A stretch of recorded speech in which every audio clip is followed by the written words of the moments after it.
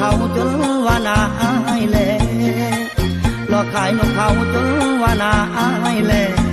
เห็นใจอายแม่เถิดสาวคนไทยนกเขาของอายตัวผู้มันขันจุกรูยามเห็นโตแม่นกเขาพอลายขันเสียงดงแท้แท้นกเขาพอลายขันเสียงดงแท้แท้เขาขอแดงเลี้ยงลูกแพรซื้อเอาไว้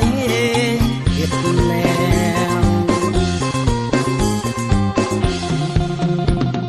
โอ้เดน้องละเอ้ยดองสาวคนไทยละเอ้ยดองสาวคนไทยซื้อนกเขาใจอายแน่นกเขาขอแดงมันเลี้ยงลูกแพรซื้อไว้แน่ซื้อไว้แนวซื้อไว้แน่ซื้อไว้เฮ็ด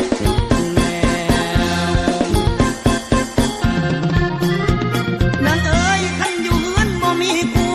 ให้ซื้อนกเด้อเขาอายเอาไปกันบัดยามเหงาเด้อยามเหงา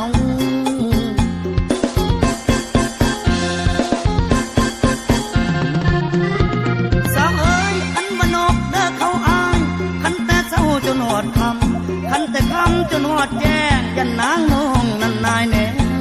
นางน้องนายแน่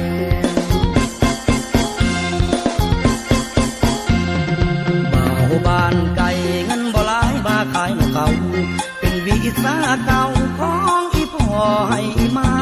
ยามเวลาว่างไปต่อนกเขาอยู่หัวนางาได้เป็นสินค้าให้เลยมาขายนกเขาได้มาพบเจ้านกเขาอายก็เลยพัน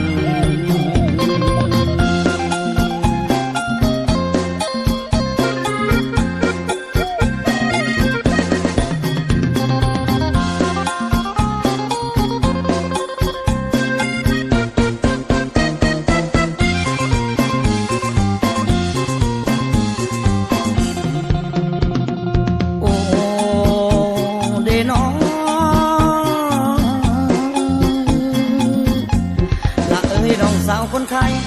ละเอ้ยดองสาวคนไทยซื้อนกเขาใส่อายแน่นกเขาขอแดงมันเลี้ยงลูกแพรซื้อไว้แน่ซื้อไว้แนวซื้อไว้แน่ซื้อไว้เฮ็ดแนว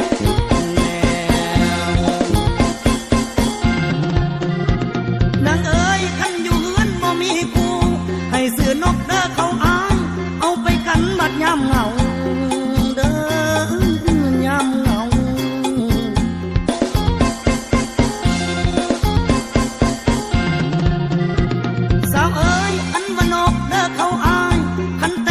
จนหอดคำคันแต่คำจนหอดแจ้งยันนางน้องนั่นนายแน่นางน้องนายแน่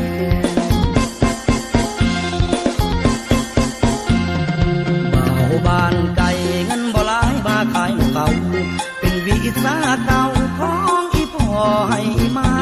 ยามเวลาว่างไปต่อนกเขาอยู่หัวนางา